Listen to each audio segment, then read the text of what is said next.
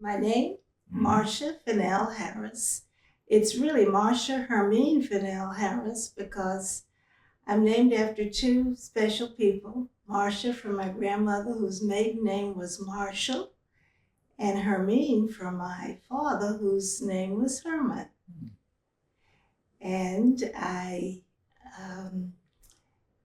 am a resident of Town, and that's kind of unusual because I tell a story about living in the same place. And at first I said Bath, but if I were to get my mail at my home, it would be Warrenville.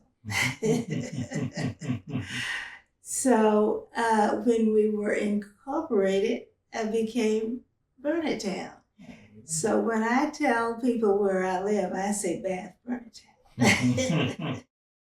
Well, I wasn't born in Aiken County. Well, there you go. I was born in Abbeville County, but my family lived in Anderson County. My parents were educators, and my father was a principal of a Rosenwald school at that time. Okay. It was called Gant Rosenwald.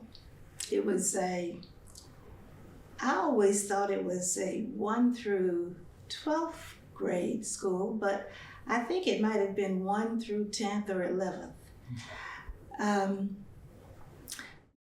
We came to Aiken County in 1956 when my father took a job here at Jefferson High School, which was a newly created school. And he was principal of the school the entire years of the school's existence, from 1956 through 1970.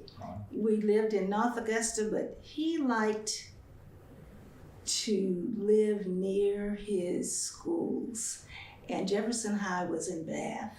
We called it Bath then. So he built a house in front of the school.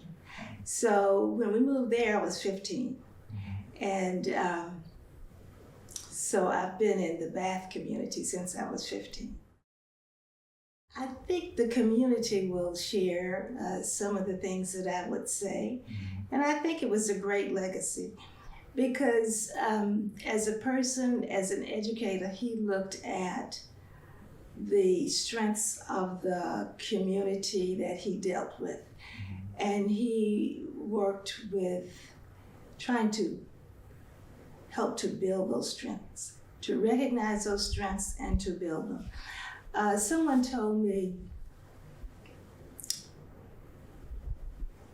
that my father saw something special in them. And then I've heard that from a lot of folk, that he could look at his students, he could look at his teachers, he could see what they would have to either contribute to the situation or what potential they had, and he would try to help develop that. And I think he did that as an individual. That was the kind of person he was.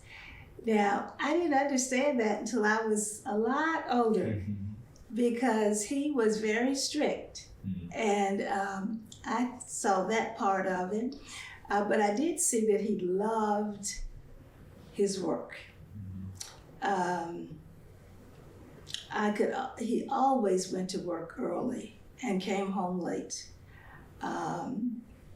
He was up at 6 o'clock in the mornings. From when I could remember, he was at the school at 7. And when we moved to Flint Drive, he could just walk across the street. And he was there until long after the school closed. If there were basketball games or activities, he would be coming home after then. And we addressed the school as a family because my mother was a teacher there.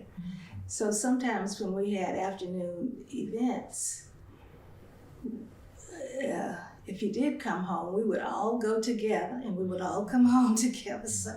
So school was a family and professional endeavor.